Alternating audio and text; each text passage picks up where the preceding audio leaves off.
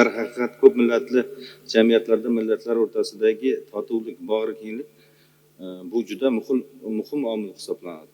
Konstitutsiyamizda O'zbekiston Respublikasi o'z hududida istiqomat qiluvchi barcha millat va elatlarning tillari, urf-odatlari va an'analari hurmat qilinishi ta'minlanishini, ularning rivojlanishi uchun sharoit yaratilishi mustahkamlab qo'yilganligi bu boradagi islohotlarning qomusiy asosi hisoblanadi.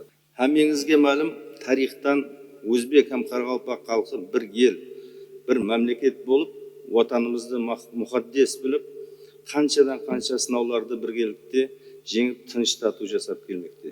Asrlar davomida ag'a-ini, do'st birodar bo'lib bir xalqqa aylanib bo'lganmiz.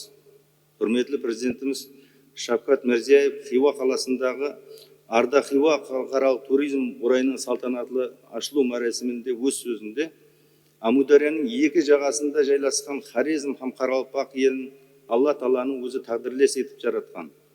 Bu iki qo'ng'si aymoqning tarixin, madaniyatin ham urf-odatlarini bir-biridan ajratib ko'z oldimizga keltirish mumkin emas deb tarixiy haqiqatni bayon etdi.